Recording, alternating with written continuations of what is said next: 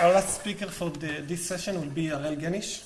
We'll talk about characters of generalized parafermions and Roger Ramanujan identities. Hi everybody, my name is Arel Genish, and I want to thank the organizers for letting me give this talk today. My talk will be about characters of generalized parafermions and Roger Ramanujan identity. This is part of my PhD work under the guidance of Doron Gepner. And our research is basically a story of an interchanging relationship between lattice models, conformal field theory, and number theory. And indeed, our motivation stems from these three different subjects. From the conformal field point of view, it was suggested recently that an AGT extension relates LM5 branes on R4 all be followed by Zn to a two-dimensional conformal field theory which includes generalized parafermions in the matter content. From the lattice model point of view, or more specifically the RSOS models, one is usually interested in the local state probability. The centerpiece of this calculation is what's called the configuration sums. These are actually known to, in many examples, to be equivalent to characters of a fixed point CFT.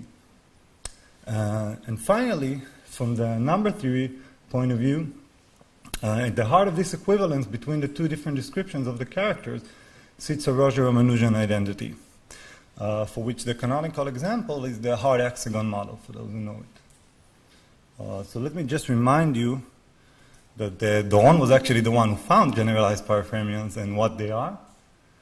So these are basically the fields appearing in a two-dimensional coset CFT, denoted by HG, where G is any Lie algebra of rank R and level L. There are a few simple properties that one can calculate regarding these models straight from conformal field theory. Like the central charge, one can identify the various fields appearing in the theory by two vectors, lambda, which is the highest weight of the algebra G, and Q, which is a root. One can also calculate the dimensions of the various fields appearing in this series. Unfortunately, one can only calculate the dimension modulo 1. And this means that one cannot study the descendants of the theory as they have the same dimension modulo 1 as their associated primary. So what one usually does is introduce the characters. These are basically a Q series in which the coefficients are the number of dimensions, the number of descendants of dimension h plus n. So these characters are actually our main focus, and let me just outline how we find them. So basically, from the conformal field point of view, what we do is we use what's called a ladder coset construction. In using this construction, characters are usually given in terms of a product over known characters. From the lattice model point of view, one, as I said before, usually is interested in the local state probabilities. The way to find them is using what's called the thermodynamic beta ansatz. And if one can do that, then the characters are written in terms of these sums, configuration sums, and these are usually referred to as the fermionic form. Finally, at the heart of this equivalence sits what's called a GRR identity, which relates these two different descriptions of the system, and is basically a statement in partition theorem. So let me just show you how we do that. From the conformal field point of view, as I said earlier, we use a ladder coset construction. The idea behind the ladder coset construction is that if one can take the original coset and write it down as a product theory of several theories, then the central charge of the original coset just breaks down into various central charges of the constituents. These are smaller, and then one may hope to identify the theories sitting in the product.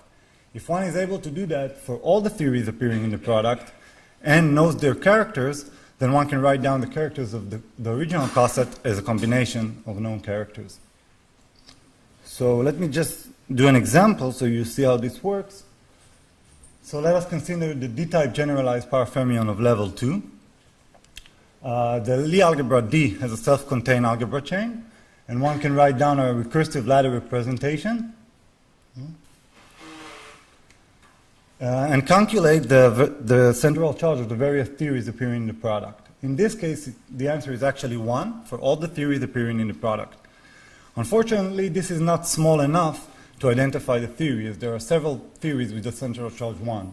So what one usually does and calculate the fractional dimension and use the classification of these theories to pinpoint to the exact theory.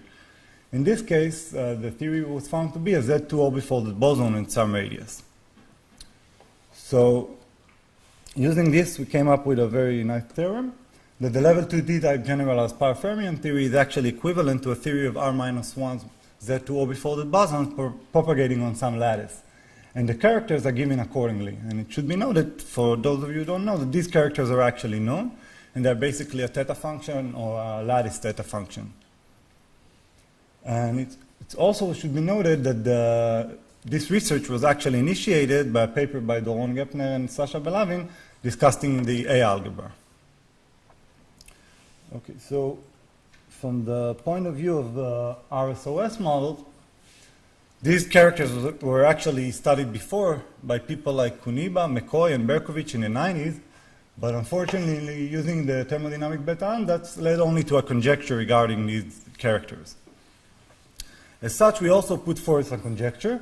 The conjecture is basically some mathematical framework for the characters in which we describe diagrams made out of nodes and connected lines and some diagrammatic prescription. And in this language, our conjecture for the characters or for the GRR identities is that the level 2 G-type parafermion character is actually given by a G-dinking-shaped Q diagram. I've written down an example for the level 2 D-type generalized parafermion of rank 3, and one should know that different values of lambda and Q correspond to various primaries of the theory. So let me try and motivate these structures just a little bit. First of all, they agree with all previous conjectures known from thermodynamic beta ansatz and some simple examples from conformal field theory. They also have a very nice symmetry structure, the Q diagrams. They actually respect the Dinking automorphism transformation, which are also respected by the characters. And they also have another symmetry, which is less obvious, to certain transformation of the vector Q. And indeed, for ADE-shaped Q diagrams, this symmetry is tantamount to the character while symmetry. Finally, these structures also have a very nice particle descriptions. One can show that each node could be associated with fermions, while lines connecting them are actually associated with interactions. And this is encouraging from 2 points of view. One, it gives us some framework to study interacting fermions, at least of some kind. And more important for this talk is that many known identities can be understood as two descriptions of the same system. So indeed, once we started looking at these identities, we wondered what will happen if we look at known identities and try to enforce this particle description, these diagrammatic descriptions on these known identities. Actually, the answer to that question was very surprising. As we started investigating these identities, we came across a paper which reviews Q-series in general. And indeed, it had a section about general Q-series. By general, I mean Q-series which depend on another variable apart from Q. And we were very surprised to find that all the identities appearing in the article in this section were actually could be rephrased as diagrammatic statements. Typically, these are associated with diagrams with a small number of nodes. And I've written down an example, the D-series. Indeed, we found that the Euler-Cauchy-Jacobi triple product identity and other series are actually all related between them, and they're just a different phrase, a different way to phrase these is just by the diagrammatic representation. So an obvious question, I guess, in here is how come such a nice relation between all these series has been gone unnoted for so long? So a partial answer for that is that the identities on the left-hand side are actually phrased as a sum over one variable, while the identities on the right-hand side are phrased in terms of sums over a few variables. So in some sense, one needs to tinker with the identities on the left-hand side, and in some sense, know what you're looking for to find this diagrammatic representation. Furthermore, of course, it's pretty obvious that this first series is starting to imply the generalized series for any rank. And indeed, once this structure started to unfold, we were able to prove some recursive diagrammatic relations and prove the infinite D series. So I guess an obvious question is what are the statements behind these identities? What is the physics behind them? So let me just consider first the case of R equal 2, the two disconnected node diagram. In this case, our identities relate a Z2 orbifolded boson to two non-interacting fermions. The two nodes are just disconnected. So indeed, to show this equivalence, for the non-twisted sector, one uses the Jacobi triple product identity, and for the twisted sectors, one uses the Euler identity. This is actually have been known for some time, and is usually referred to as a bosonization of two fermions. It gives a very natural and nice interpretation for our general series. From the mathematical point of view, you can look at these identities as extended Jacobian Euler identity. And from the physical point of view, they represent a bosonization of R interacting fermions into R minus 1 bosons. Okay, so finally, let me just outline our results.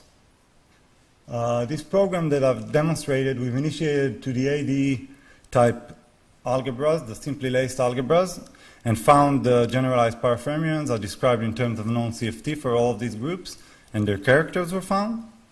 This framework, which I try to describe of Q diagrams, was also used for the A case, in which we were able to extend the Slater identities in this case, and prove the conjecture. As I told you before, the GIR identities describe these generalized power fermions as two equivalent systems. One of them is of interacting fermions, while the other has various CFTs. From a more mathematical point of view, it's also important to note that these characters also produce the ADE level 2 string functions relevant to the study of the corresponding algebras. And another nice progress that has been recently added to the list is a paper by Doron in which he found an expression for the characters. He conjectured an expression and verified it numerically, which is quite a progress. And this expression corresponds to any generalized power fermion, corresponding to any Lie algebra G and any rank at any level. So we think there are a couple of interesting further questions to discuss. First of all, obviously it would be very nice to prove the GRR identities for the E-type generalized power fermions and Doron's general conjecture for the G-type characters. It would also be nice if one can calculate the conformal blocks using these descriptions and make some progress towards the AGT extension that I mentioned. In a similar manner, one wonders what we can say about these models about the relevant RSOS models using these identities. And finally, there is also a couple of more general questions regarding these mathematical structures. As I told you, we found many, many identities are unified by this mathematical structure. And actually, these identities are not constrained only to the AD E-shaped Q diagrams. And it wouldn't be that surprising if one was able to show that other Q diagrams also correspond to conformal field theories. And in this respect, it will be interesting to see if indeed there are other examples as such and to understand this relation a little bit better. And finally, maybe a slightly more general question is what we can learn about this fermionic system corresponding to Q diagrams, and can one systematically construct modular partition functions for fermions using Q diagrams. I want to thank you for listening, and happy birthday, Doron.